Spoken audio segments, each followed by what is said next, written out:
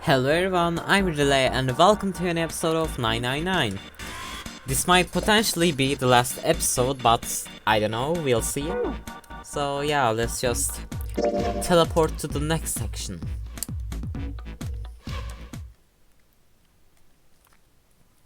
Is this new? No.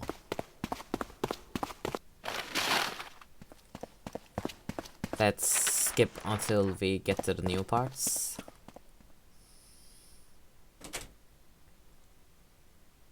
A note. Wait. Wait. What have you guys? Oh, this is this part. I see.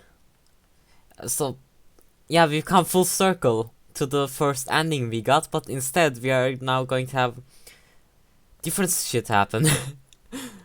She actually tells us to stop in your pockets this time. A note? Yeah, I found it in the pocket of the guy with the captain's clothes. It said something about the darkness of the sinister hand or something. Oh. Let me see it. No, not right. But Junpei wasn't going to get to see it. From the other end of the hall, he heard Ace's voice. Hey, Junpei, Clover! What are you two doing? Hurry up! He's getting mad. Clover shrugged. I'll show it to you later, all right? Come on, we gotta hurry. Before Junpei could protest, she was gone. Around the corner and off down the long stem of the well. A note.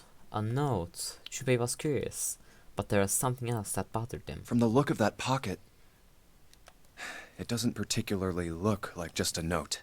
Jeez, what are you thinking? For crying out loud.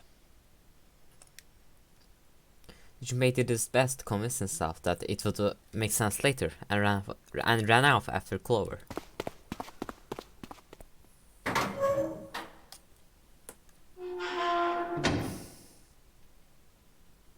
Junpei pushed through the door and found himself in a large room with a large set of stairs. The big stairs. So this is where it ends up. Just like it says on the map. It was just what he'd expect to see after reading the map. His "I see" after reading the map himself meant that Ace had probably realized the same thing. Okay, this is the same text. I think I can skip now, and I'm having trouble speaking. I apologize for that. I've been playing this game for around 4 hours now, so yeah.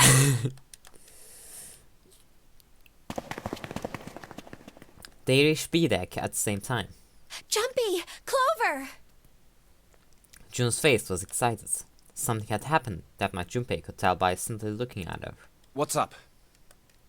Given their situation, he was not inclined to be excited about sudden developments. June, however, couldn't contain herself. We found it! Found what? We found it! What did you door. find? The last door! We found door 9! What? Come on! Just follow us! We'll explain on the way! Okay. Seven turned and jogged off downstairs. Well, if that's the case... Wait for me. We should get going as well. The rest followed. Jumpy! We finally made it! The relief and excitement in her voice echoed what each of them felt. Yeah, it's finally time. Junpei wasn't quite ready to believe they really done it, at least not just yet. Still, if everyone said that was door 9, they probably was. We've reached the end. He could feel his heart racing. A mixture of anticipation and fear ran through his veins, and he could feel his legs shaking. Are we on the last part? Not yet, okay. He was doing his best to maintain a sense of how this skepticism, but he couldn't deny the prospect of escape was an exciting one. Something's bothering me. Only 3 to 5 people can go through the numbered door. 7 of us are on our way to door 9. That means that, best case scenario, there will be 2 of us who have to stay behind. 2 people. Is there a way?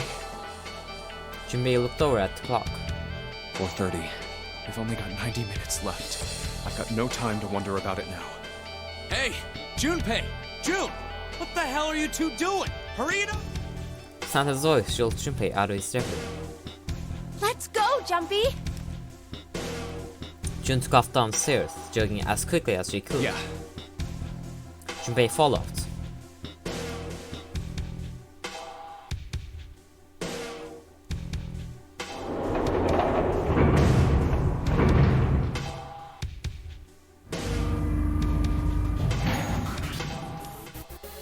As a group, they piled onto the elevator and rode impatiently down to E-Deck. It looked familiar. There was a metal grate between two elevators. Seven grabbed hold of it and began to talk. I know I told you I'd explain it earlier, but honestly, there ain't much to explain. After we split off from you guys, the four of us got into the elevator on the left, and that took us to the other side of the grate. After that, we headed down another hallway. Is this new? Yes, okay. It took us toward the bow, and eventually to the number 6 that you two found earlier. We opened it and kept going. There was another locked door behind it, like usual, but this time we had to complete 2 different areas before we could unlock it. Once we were through that door, there was another hallway that went the other direction, toward the stern. So, on your way, you found the elevator. That's right. So, in other words, you kinda did a lap, huh? You came from that side to this side. Yeah. With that settled, Junpei looked around. So, where's the number 9 door? Over here. Follow me. I mean, follow me. Seven began walking down the hallway that led toward the stern. Junpei and the others broke into a jog to keep up with them. By the way, They had been walking for a while. Junin silence stepped at Junpei and she spoke. You know, it's because of Santa that we're all here right now. Huh? That all 7 of us are going to door 9. What? You don't get it? Santa, 7, and Lotus. What's their digital route? 9. 9. It's 9. That's right. They could have just left me behind and kept going if they'd wanted to. But they didn't. Yes, because Santa wouldn't let them. Oh. He said, we can't leave June and the others behind. That's why we went looking for you guys. And then you got on the elevator and went back to the central staircase. That's right. Well, I wouldn't have called that one. That Santa would be the one to stick up for you. Junpei felt his eyebrows knit as he considered that. Oh, don't get me wrong. Perhaps Jun had sensed Junpei's concern. I don't mean that 7 and Lotus said they wanted to leave me behind. We were just talking about it, and Santa objected to it first. I see. Is that so? Because yeah, 7 is not someone like that. I mean, I could kinda get Lotus, but 7 wouldn't just leave everyone behind. Junpei was about to respond when 7 suddenly stopped. We're here. In front of them stood a door. So, is this... Yeah. Junpei couldn't see 7's face, but he could see him nod. There's no other place for us to go. Nope. Just look around. There's a big old iron wall at the end of the hallway. The other hallways on the left and right are blocked by metal grates. I see. It looked as though 7 was right. The door in front of them was their only choice. All right, let's get moving. He pulled open the door and walked in. Junpei took a deep breath and followed. It appeared they'd been telling the truth. No way. The first thing Junpei saw as he entered the room was the number 9. Like all the others, it was rough tin made of red paint. The door it decorated sat on the back wall of a rectangular room. Junpei ran up to it. The 9 door. It was a large double door. It was a large double door with powerful styling. Something about it was almost majestic. It made the red paint look especially garish. We're finally here. Junpei grabbed the handle and shook. It didn't budge, but then he had really expected to. The red was bolted to the wall next to the door. Its display read vacant. No doubt about it. This is door 9. Oh, finally! This is the last. Junpei felt a flood of emotion wash over him. He felt a chill down his back, and his chest tightened even as his blood began to boil. There was a moment of complete silence. Junpei, look behind you. He turned around. Behind? What? Junpei could scarcely believe what he saw. Why? A door and a 9. There's another one? Hey, what the hell? What the hell is going on here? His words came slowly, and his brain struggled to understand what he'd seen. Did we go to the next one? No, not yet, okay. On shaky legs, he made his way to the second line. It was a small door set parallel to the door they come through, but in the other corner of the room. 9.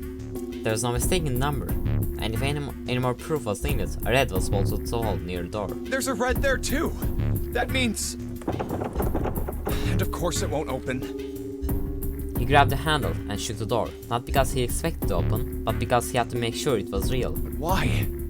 Why the hell are there two doors? It was Ace who spoke first. Do you think perhaps one is the right door and the other is the wrong one? Lois was skeptical. I don't know about that. It seems unlikely. What makes you say so? Well, think about all the rooms we've been through so far. They're full of puzzles, but there are always hints about how to solve them. I'm pretty sure there aren't any rooms where we just had to go with our best guess and leave it to instinct to solve the puzzle. Do you really think that at the very end of the game, Zero's going to suddenly throw in something that depends entirely on luck? Then you're saying there's some sort of hint in this room? No, I don't think there's a hint anywhere in here. I searched it very well when I was in here before. I didn't find anything that might have been a hint, though. Well then, that means... Yeah, both of these are the right door. I mean, if you think about it, Zero never actually said there was only one door with a 9 on it. It is hidden, but an exit can be found. Seek a way out. Seek a door that carries a 9. Junpei began to mutter to himself. So if there are two number 9 doors, if we split it up right? That's not gonna work. Junpei blinked and looked up at Clover. She held out her hands. You've got a notebook and a pen, right? Can I borrow them? Yeah, here. Wait a sec, my cat is... Ah! Okay, wait a sec, I'll be right back.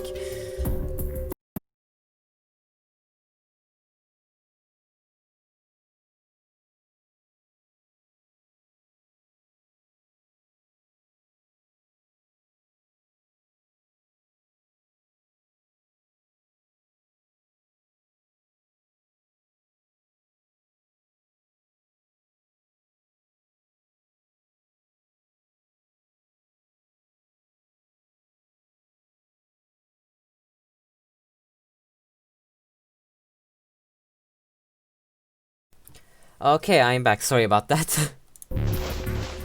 Slightly confused, he pulled them out and handed them to her.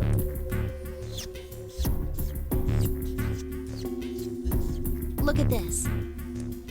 Clover opened the notebook to a blank page and sat down on the desk.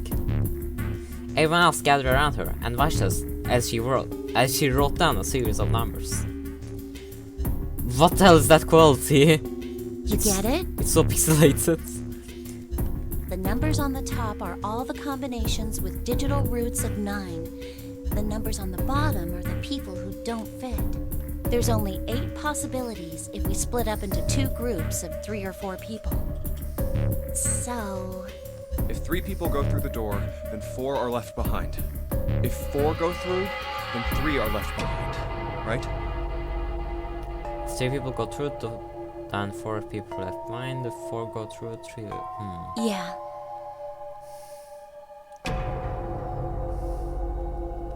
No way.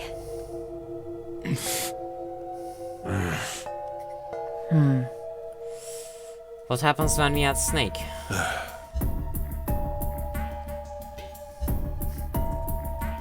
The room they went... The room went very quiet. Silence lay across everyone like a thick, heavy blanket. No one spoke. Their faces were blank. Come to think of it, And they have the Zero bracelet as well. Desperate for something else to look at, Junpei turned his eyes to the room around him. what is this room? The walls were covered with candles. The wavering flame made the shadows of Junpei and his companions look as though they were dancing. 2 rows of wooden pews filled most of the room. It looks like it's set up for some kind of ceremony. But what kind? Between them was a strip of rich red carpet. The carpet ran straight through the room, ending at the door that pointed to the stern of the boat. At the other end of the carpet, Is that an altar? it was a recessed space set in the wall between the two other doors. Sitting on a raised section of the altar was a coffin. A coffin! A coffin! A coffin? No, it couldn't possibly be. But if it wasn't, then whose body occupied it? That was as far as Junpei wanted to pursue that line of thought. He decided not to think about the coffin for the time being. At that moment, Seven spoke. There was an edge of humor to his voice, but it was forced. Okay, I give up. I give up. I figured if we sat around here long enough, someone would volunteer. But I guess nobody's got the guts to do it. What are you talking about? Junpei didn't understand, and he wasn't the only one. What? You guys didn't figure it out yet? Fine, let me enlighten you. Clover was mostly right with her little explanation earlier, but she missed something. She wasn't really wrong, she just... screw it! Let me just write it out. Seven snatched up the notebook and began to write it. Why does that notebook make that noise? Ugh. Everyone else clustered around him, desperate for a look. If you're trying to leave with a group of 3 and a group of 4 and get everybody out, Clover's right. But there's another way. Only one combination, though. If you split us up into groups of 3, 3, and 1, you can make this combination. Wait, this means... Don't get me wrong here. I'm not trying to copy Ace or anything like that. Even if he hadn't been the hero back in the big hospital room, I'd still be saying the same thing. The same thing? Are you saying? Yeah, I am. I'll stay behind. Fuck.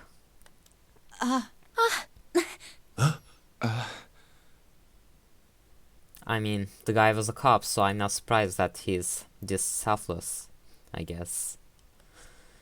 Why are you acting so heroic all of a sudden? Are you some kind of idiot? Lois was the first to speak. That in itself was a little strange. She reacted much differently when Ace had volunteered. No, I'm completely against this. I'll be goddamned if I'm gonna have to owe you for getting out of here. The rest of them began to speak all at once. I'm against it too. I didn't want to leave Ace behind, and I don't want to leave you either. I don't like that idea. There's gotta be other options. I disagree as well. I can't say I care much for you being the hero. Finally, they quieted down. Junpei looked at Seven. Well, there you go, Seven. Proposal denied. Clover's right. There's gotta be a better way than this. Seven made some noise that was somewhere between a derisive snort and a cough. Doesn't make any sense. He was doing his best to pretend they were making a foolish decision, but Junpei could see the twinkle of water at the corners of Seven's eyes. That was when Santa spoke. Whoa, hold on a minute. I haven't said anything yet. Until then, Junpei hadn't realized that Santa had stayed quiet for the whole discussion of Seo's fate. Something in his voice made Junpei uncomfortable. Are you... agreeing? You want to leave him here? Santa shook his head. Nah, I'm against it. I don't want to leave Seven here alone. Then I don't see how it matters. I said alone. Huh? I said I don't want to leave Seven alone. There was a dull shine in Santa's eyes. They were cold and hard. This game just wants to like, this game just wants us to like Santa and Seven a lot, doesn't it? Junpei felt himself shiver. What the hell are you... What? You don't get it? I can't leave just one person. I need 2 more. 3 people, including Seven. I'll be leaving behind 3 people. That's my proposal. No, those are my orders. What? What do you mean, orders? What the hell makes you think you can order us around? Who the hell's gonna listen to you? You all will. In 3 seconds, you won't have a choice. Wait, what? What?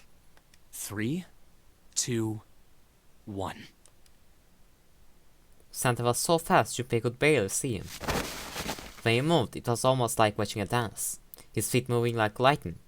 He spun and... Oh! I see. See? I told you. He had June. See, I told you. I see, okay. So, if Ace doesn't take the gun, Santa does. His lips curled into a cruel, mocking smile. Huh? What? A shudder traveled the length of Junpei's spine. His chest froze, and he could feel his breath go stale in his lungs. Nothing made sense. Junpei felt as though his head were about to explode.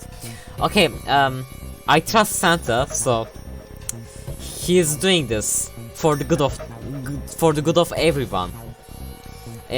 He doesn't have any like bad intentions here. I'm sure. I trust Santa. Santa's sudden change in attitude, saying that he needed 2 more. The guy in his right hand, a revolver. He's just doing this so yeah, people are forced and everyone gets out. Like, he's doing this for the best of everyone. Santa had grabbed June from behind and pressed what Junpei's shaken brain identified as a revolver roughly against her temple. Why? What the hell is that?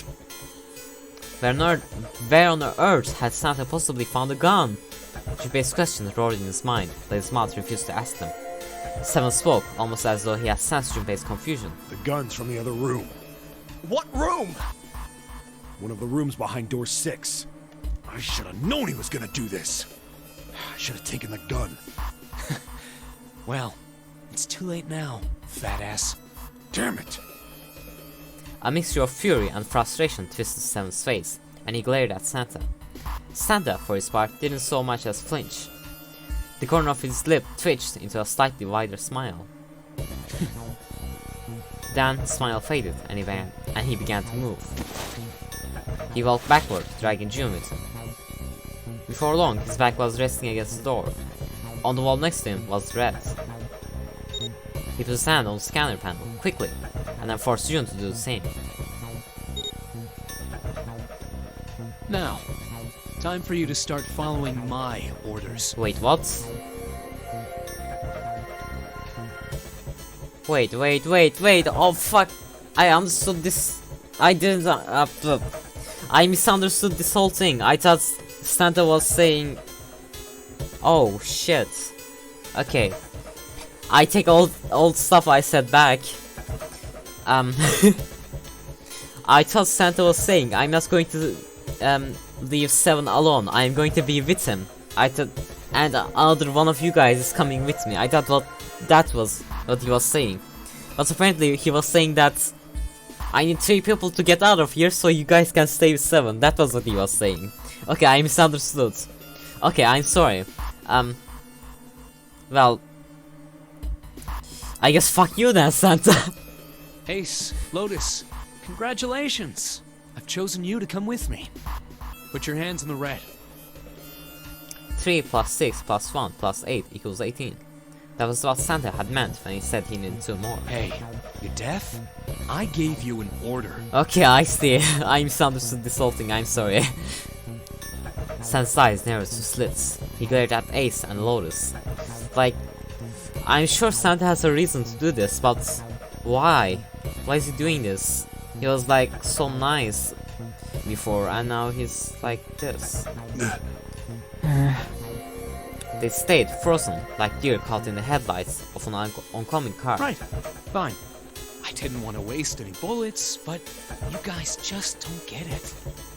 No sooner were the words out of Santa's mouth than his hand twitched, and the gun roared. A section of the floor exploded, scattering wooden splinters across the floor. A thin plume of smoke snaked out of the hole in the floor. There could be no doubt that the gun was real and worked. He really shot it? But why? Santa, why are you... Clover's voice spoke of betrayal and disbelief. Santa, I thought you were one of us. I thought we were friends. What? You knew about the leaf words and the 4-leaf clover. Santa's cheek twitched, almost imperceptibly. What the hell is that shit? I've got no idea. You're lying. Shut up! Just shut up! You stupid bitch! You Want me to put a bullet in your fucking head? Flakes of spit flew from Santa's mouth, his face twisted with rage.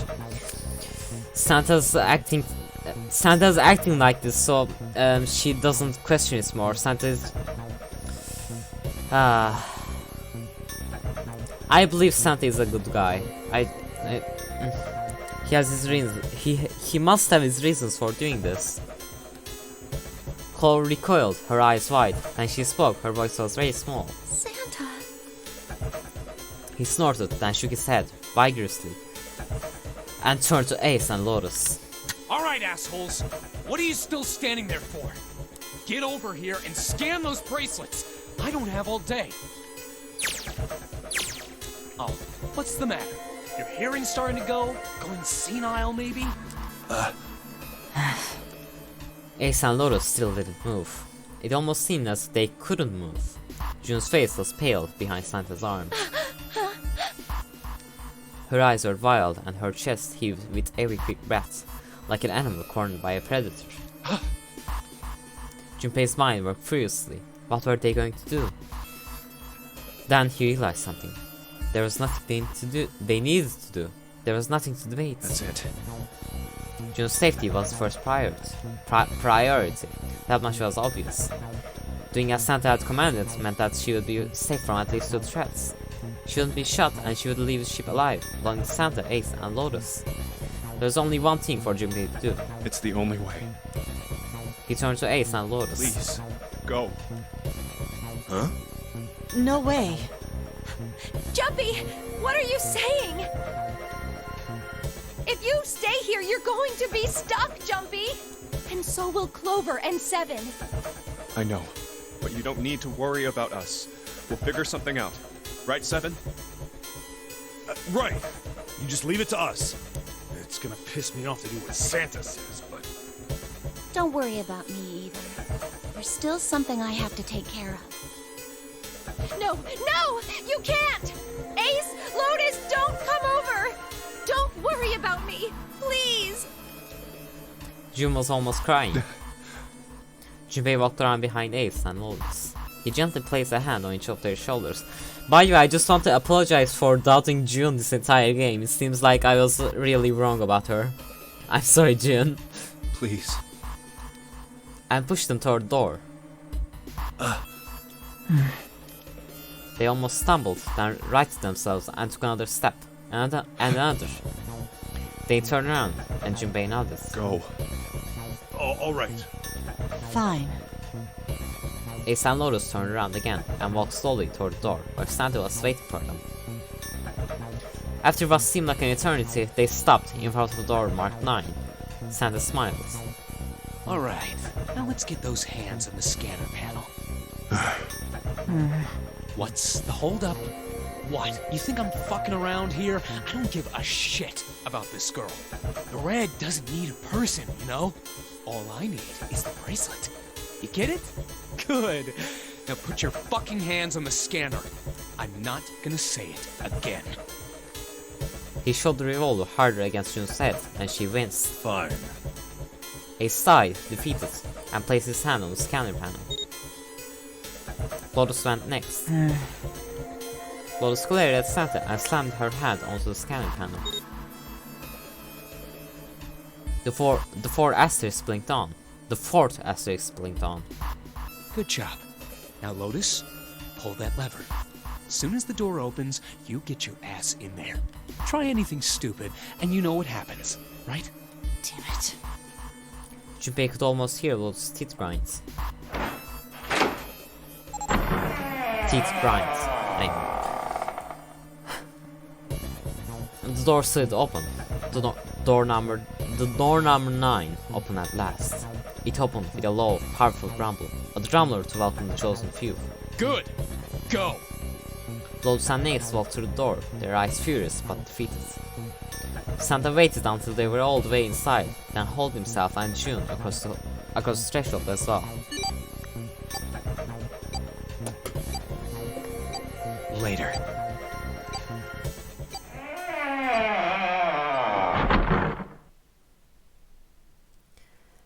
After exactly 9 seconds, the door swung shut.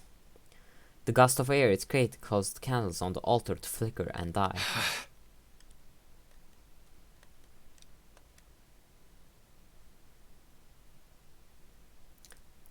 The room fell silent. Junpei, Clover, and Seven had been left behind.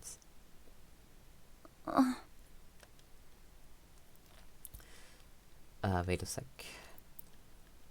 Junpei, Clover, and Seven saw only 3 people, yeah. Clover looked down at her hand and traced with her finger the faint blue veins that crisscrossed them. Seven shoved his arms into the front of his overalls and scratched his stomach. No one spoke.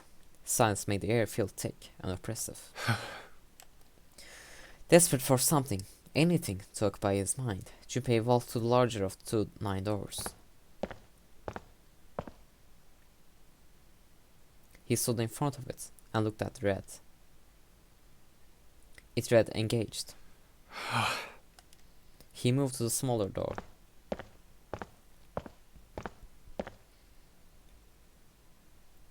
The red vacant. The digital root of the remaining people was 7. 5 plus 4 plus 7 equals 16. 1 plus 16 equals 7. There was no possible way for them to open a door with a 9 on it. Junpei touched the surface of the door. June. He thought about June, about Akane Kurashiki. Was she safe? That was all that mattered to him. If she was alive, if she had escaped this horrible boat. That was what Junpei prayed for. Someone came up next to him. He pulled off his hat, scratched his head, and sighed. So, what do you want to do, Junpei? What do you mean, what do I want to do? What can we do? Seven opened his mouth to respond when... The coffin. A noise echoed through the room. Someone was pounding on something, vigorously. It wasn't mechanical, it was certainly human. Junpei and Seven looked at one another. What the hell is that? Shh, quiet! Clover motioned to Seven to be quiet. She put one finger to her lips and closed her eyes in concentration. Is that Morse code? Maybe? Probably not. It seems like the same pattern. Not. It doesn't seem like there are any like longer knocks or something. Well, yeah, you can't make a longer knock. Yeah, the knock just makes one sound. It's like 6 a.m. I'm stupid. I'm sleepy. I'm tired. The 3 of them listened, trying to determine where the sound was coming from. Where is it coming from?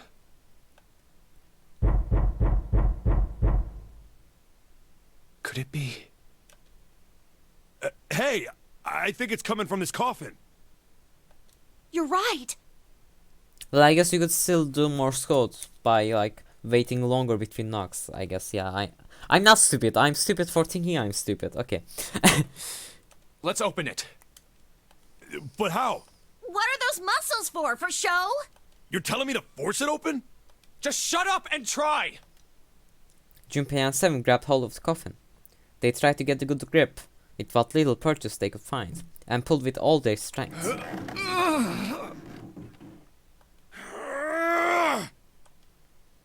Damn it! Man, it won't even budge. There was some sort of keypad attached to the coffin. Its purpose would not have been difficult to determine.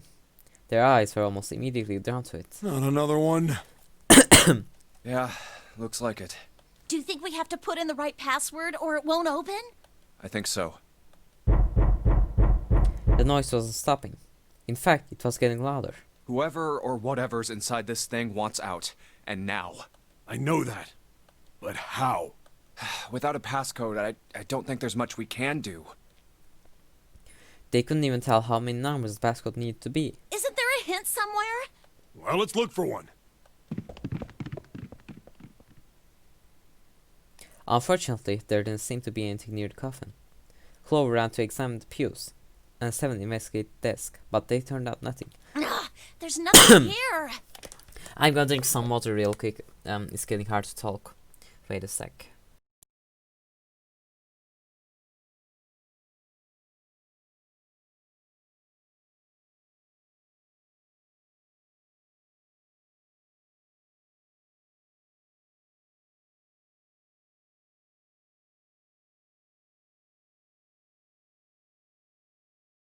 Okay, I'm back. Sorry for the interruption. Not making this easy, are they? The sound still wouldn't stop. It was a noise that belonged in that room.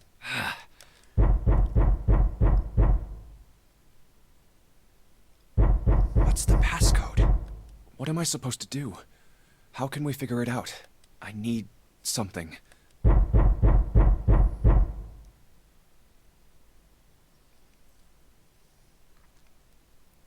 The world blinked. Suddenly, there was a voice inside of Junpei's head. Truth had gone, truth had gone, truth had gone. Ah, now, truth is asleep in the darkness of the sinister hands. Wait, what? What the hell was that? That voice? Telepathy? Maybe? Junpei was utterly and completely baffled. Huh? What? What's up? Seven and Clover ran over to him, but Junpei didn't know what to tell them. Huh? If he told them that he'd heard a voice, they'd laugh, or worse, think he was going insane. So all he said was... Oh, He cleared his throat a little too loud and looked pointedly down at his bracelet. Also, that was a coincidence, me just coughing and that line showing up was just a coincidence. I didn't know that was going to happen. There were a pair of small buttons protruding from either side of it. Junpei. He pressed the buttons. Right, left, right, left, right, left, right. Truth had gone, yeah.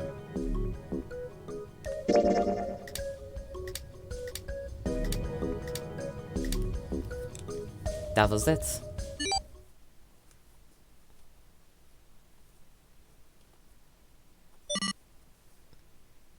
Eight numbers blinked on and then off on the bracelet display. Junpei checked one last time.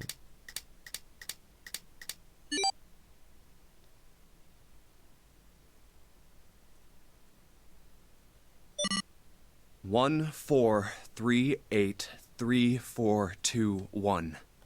Huh? Huh? Hey, what the hell were those numbers?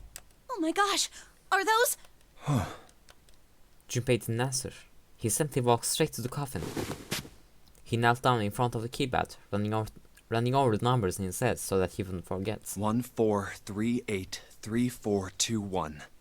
1, 4, 3, 8, 3, 4, 2, 1. With trembling fingers, he punched them in.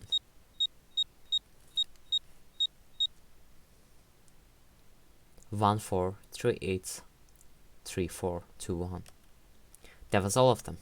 He punched the E button. There was a moment of complete silence. Then there was the sound of coffin. There was the sound of the coffin lid unlatching. Someone sat up out of it. No way! What? Why didn't he complete the sentence? Why are you... Ah, they're finally together again. Oh? Is that you, Clover? I apologize for worrying you. Snake! You? Why? Junpei? And Seven? Is that you? Is everyone else there as well? Just like Rip Van Winkle. What is Rip Van Winkle? I don't know what that is. Still, it was very much like Snake to simply cut to the heart of the matter and ask. To...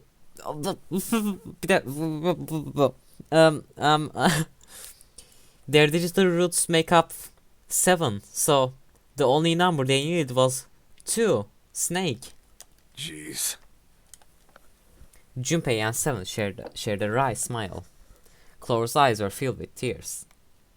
You're back!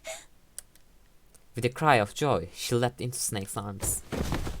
Aww. Gently now. My body's still a little weak. Aww. That's so cute. Oh, you're back! Clover looked like nothing so much as a lost child who had finally found her home. She cried and cried and cried. Her eyes were red and her nose was running. She hiccuped and gasped as if she were about to begin hyperventilating. You're back! You're really here! Her voice was happy, but almost desperate, as if she feared that he would disappear again if she stopped talking to him. Tear after tremendous tear rolled its way down her face. Her small arms strained as she clutched the snake's body as tightly as she could. Perhaps she had to convince herself that he was real. Perhaps she was worried that he would be gone the moment she let go. Perhaps she simply didn't know what else to do. You're back! Come now, what's gotten into you? You're acting as though I've returned from the grave. Not as though you did! I really thought you were dead! Huh? You jerk! Idiot! Idiot! Idiot! Clover broke into sobs so great she could no longer talk. It was a touching reunion between brother and sister. Even though Junpei knew they had little time, and every minute they waited was a minute they wasted, it felt cruel to pull them apart. Junpei and Seven sat down on one of the pews, waiting for Clover to calm down before explaining to Snake what had transpired.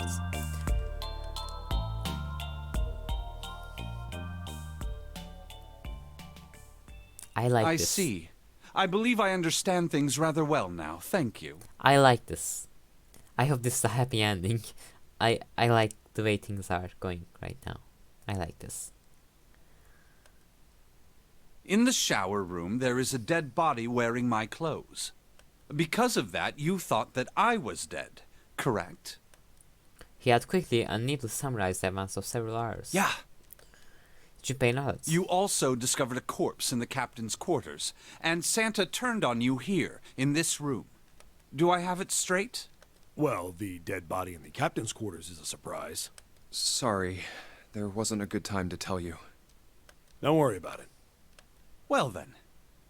I've got a pretty decent idea of what happened while I was indisposed, but it's still something of a mystery who did all this, and why. The corpse in the shower room that looked like me, and the corpse in the captain's quarters. Why were they killed in the way they were? You don't know? No. Why would I? The guy in the shower room. We don't know who he is, so let's just call him Mr. X. Okay. Anyway, this Mr. X is wearing Snake's clothes.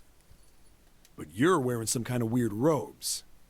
Oh, I also just noticed. Look at the symbol on his stomach. Wasn't that like... I don't know, I forgot. But it was one of the symbols on doors. That means someone took your clothes and put them on Mr. X. I remember, it's the Mercury symbol. Because there was a persona in Persona 5 called Mercurius or something like that. I remember it's from that. We need to figure out who that was. I apologize, but I have no idea who might have done this to me. I only just now woke up. I was unconscious during all the events you just described to me. They must have undressed me and changed my clothes during that time. When were you knocked out? When we split up to look for the red. Where did they get you? Do you remember? It was a small room in one of the hallways on C deck. What happened? The same thing that happened to every one of us when we were abducted. Wait, it was sorry not always on C deck, okay. A canister releasing some sort of gas was thrown into the room. I believe the gas is some sort of incapacitating agent. Then that means it was... 0. Looks that way, huh? There's nothing else I have to tell you. When I woke up, I was in this coffin. Junpei crossed his arms and thought. Why? Why did Zero make Mr. X wear Snake's clothes? How would that benefit Zero? I don't get it. What the hell does any of it mean? And I have no idea how I got the passcode for the coffin either. Truth had gone, and truth had gone. Where did those words come from? Why did I feel compelled to push the buttons on the bracelet after hearing them? How did he get those words? Like, is there some kind of alternate universe thing going on? Like maybe us doing the other routes had the other routes Junpei telepathically tell this Junpei that the truth had gone thing and stuff. I don't know. Probably not. But maybe there is some kind of alternate universe thing going on, I don't know. Seven had asked him about it while they waited for Clover to finish crying.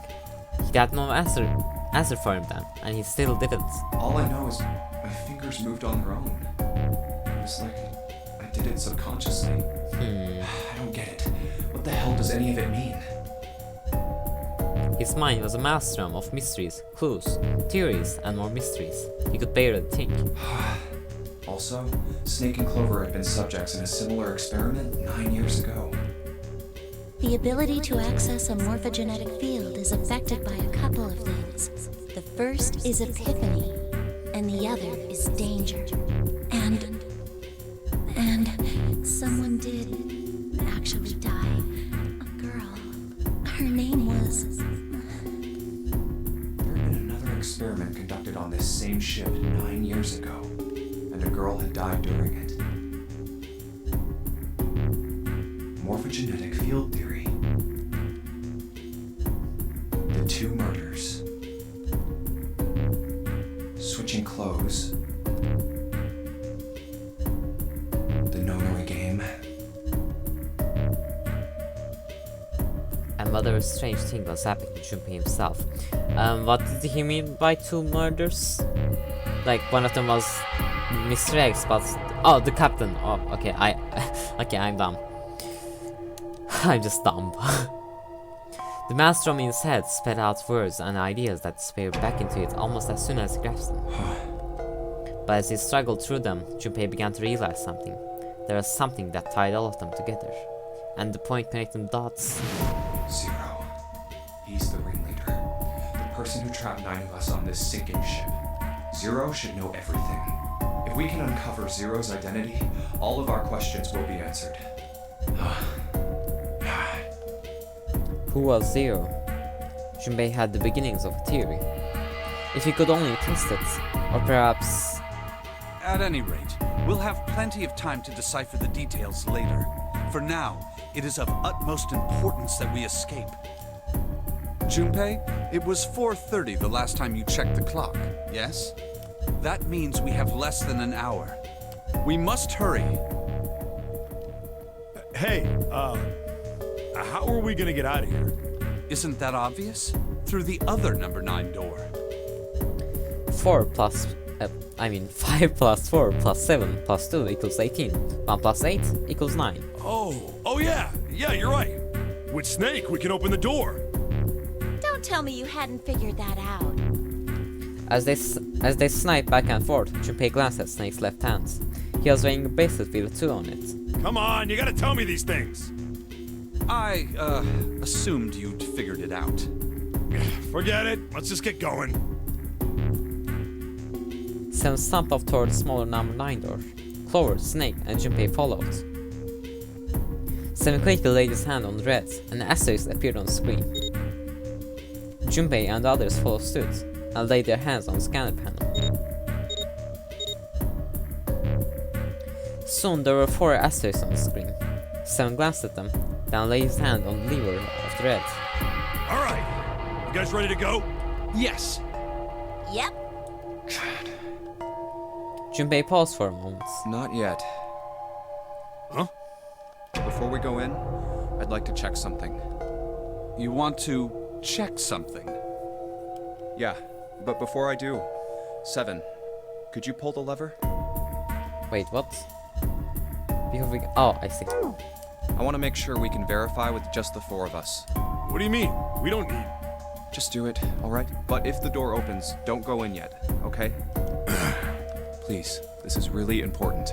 I really need to check this, okay? Work with me here. Junpei looked directly into Seven's eyes. The older man looked back for a moment, then nodded. Fine.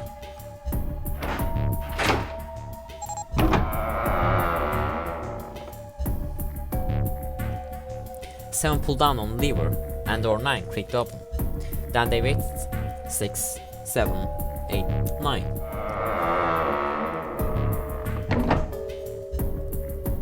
After 9 seconds, the door closed. Alright, that means the 4 of us can go into door 9. Oh! Oh shit! There's a whole other section here. Fuck, I didn't realize the game was this long. What the fuck? So, we knew that already. It's obvious. Obvious. Yeah, you're right. It is. Now, what happens if we add Zero's bracelet? What? Zero's bracelet? Why don't you take it out, Clover? For a moment, Clover looked surprised, but she recovered quickly and stuck her tongue out at Junpei. So you did know I had it. Yeah. I picked it up because I thought it might be useful sometime. She reached into one of the pockets of her voluminous jacket and produced a bracelet. Junpei took it from her and turned to Seven. This was on the left hand of the corpse in the captain's quarters. If you look at it, you can see it's got a 0 on the face. Just to make this a little easier to talk about, I'm gonna call the guy we found dead in the captain's quarters, Cap. Then I should be able to open door 9 with just me, Clover, and his bracelet. 5 plus 4 plus 0 equals 9. Though the big question is, if Cap is the mastermind of this game, would he really put one of these bracelets on? Anyway, let's just give it a shot. Clover, give me your hand. Okay. Now the captain's bracelet. And pull the lever. However, the door didn't open. The red display read error. I knew it.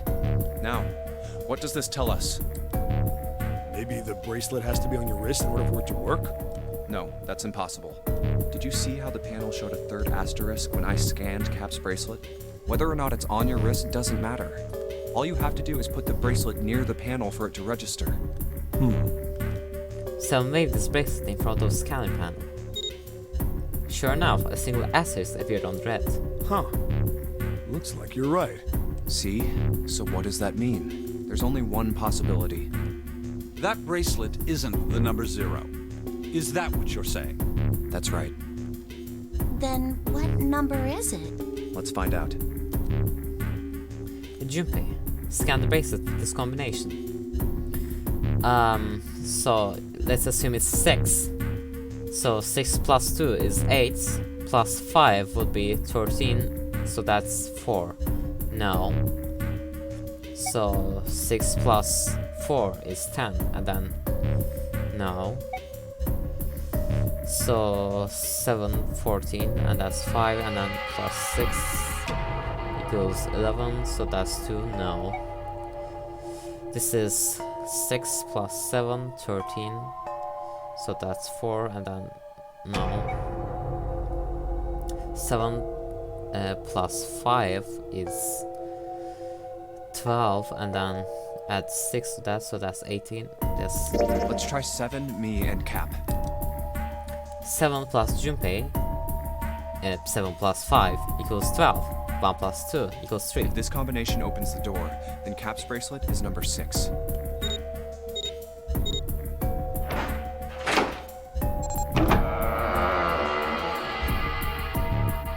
Hey, it opened! Had the door opened! What? Why?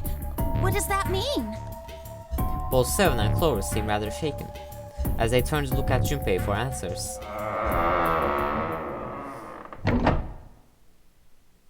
The door stood heavily shut. Junpei raised an eyebrow. Isn't it obvious? Cap's bracelet is number 6. 7 plus 5 plus 6 equals 18, 1 plus 8 equals 9. But doesn't it say 0? This isn't a 0. The symbol on here isn't a number 0. Wait. Okay, so earlier in this episode I said, I'm sorry June for doubting you throughout this whole game. You turned out alright. I did say that. But what is June's number? It's 6. What is this? It's fucking 6. I still doubt June. June is still suspicious. Fuck. Shit. Well, let's just continue. It's a letter O. Oh. Oh. Whoa, wait a minute. I don't get it. So I was right about that. I mean, we figured out that Cap's bracelet is 6, right? I mean, right about it being O. I said that in the last episode or on the episode before that or something. I said that before. Yeah. Does that mean there are 2 people with 6s? Before Junpei could answer, Snake spoke up. There is most likely only one person with a 6. But I don't get it. What about June? Well, this is only an educated guess, but I think June's number was never 6 to begin with. Her bracelet Was it 9? was flipped.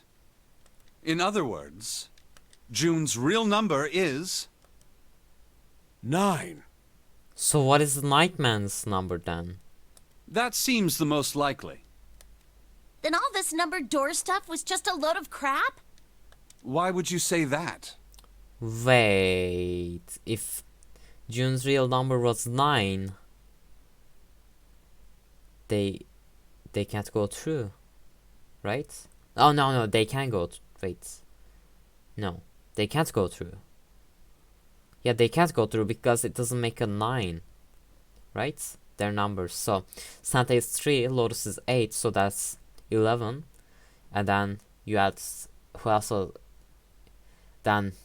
Ace is 1, so that's 12, so that's 3. And then you add 9 to that, so that's 3 again, because 9 doesn't change the digital root.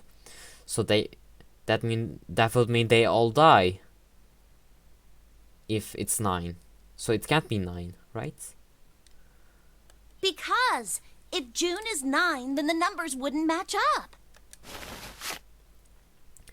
Clover grabbed Junpei's notebook and began to write furiously Here, in it. look. Junpei leaned over to look at it. List of all the numbered doors June's gone through. I'll let you know what I'm writing, okay, Snake? Oh yeah, okay. June has already gone through some numbered doors already, of course. So, yeah. So it's not 9, that's for sure. So people are not going to die. Okay, that's good. And that's everything. I wrote down which door she went into and with whom. And I wrote what all the numbers were. So if you switch 9 in wherever there's a 6, the numbers don't work. If the digital root is 7, then you can't open door 4. If the digital root is 2, then you can't open door 8. Clover, do you notice anything interesting on that list? What do you mean? You're talking about 3, right? 3? Santa's always in the room with her. That's what you're saying, isn't it? Yes, that's right. What about it? That's quite simple, really. You told me that the first time you came to this room, Santa was the first to refuse to leave June behind. Huh. Now, doesn't that beg the question why? Why would Santa do such a thing? The answer is easy. Because Santa can't open door 9 with only 7 in Lotus. Of course, there's only one reason for that. His number isn't actually 3. What the fuck is going on anymore? Santa's real number, 7? Would you be so kind as to modify my sister's equations? Yeah, sure. 7 took the pen from confused Clover and began to adjust her calculations. This is what you were getting at, right, Snake?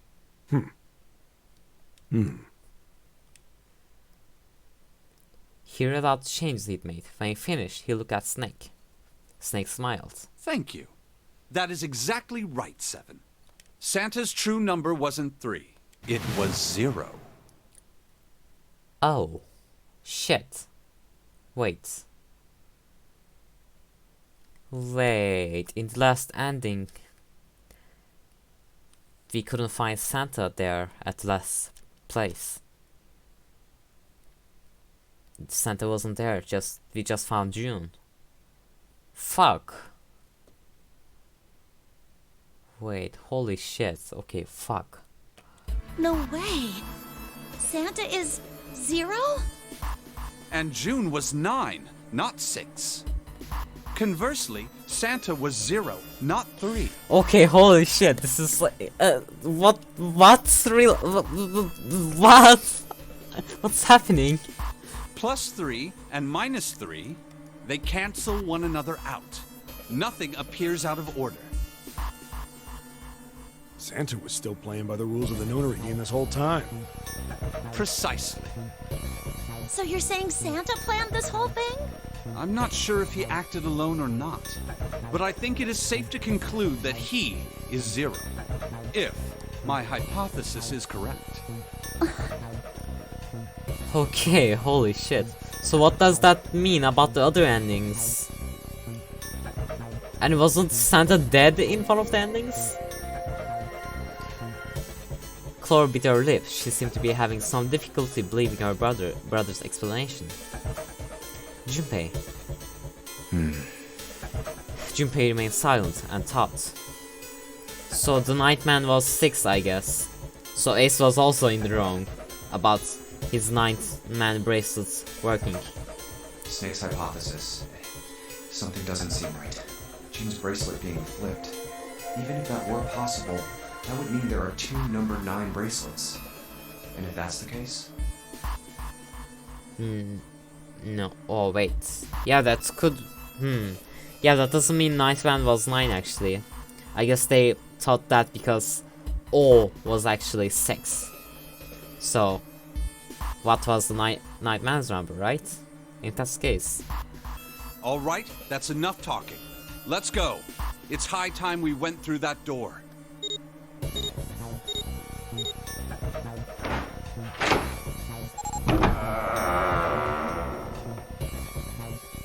Door 9 opens. They let through. It's right there. The dead was directly in front of them as they came through the door. Quickly, they scanned their bracelets.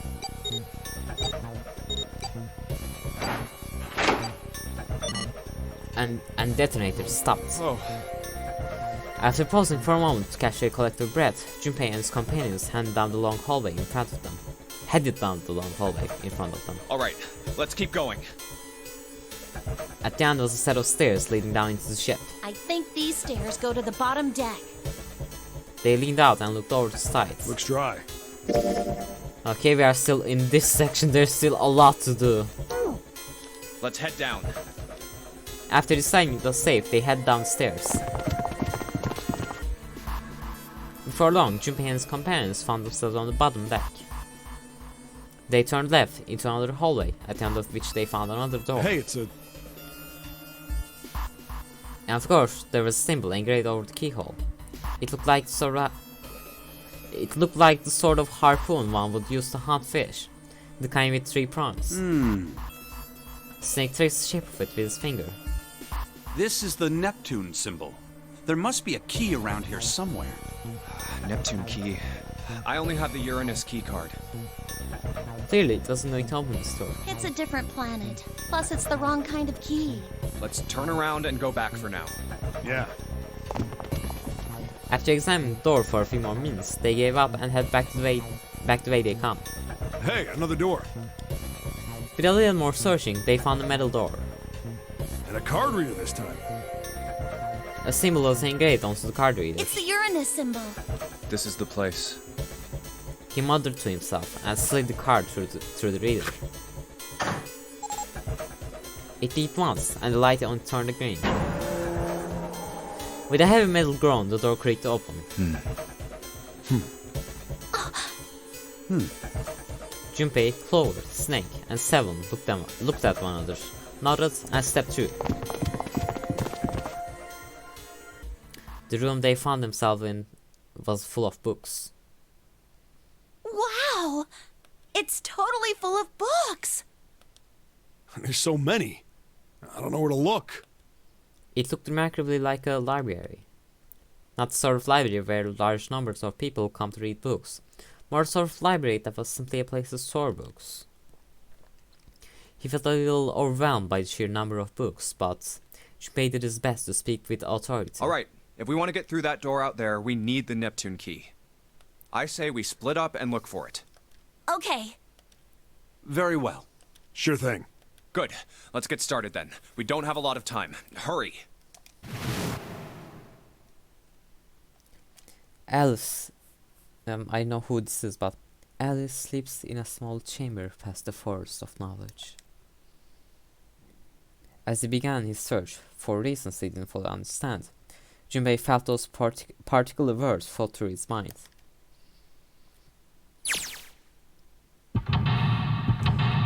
Okay, I see. This is another escape room. Well, I'm gonna end this episode here. I don't want to play this game any longer today. It's been like too long. I've been playing this game for 5 fucking hours now. I thought I would be able to finish it today, but apparently not. So, yeah. I'm ending this episode here. Thanks for watching and see you guys in the next one. Bye.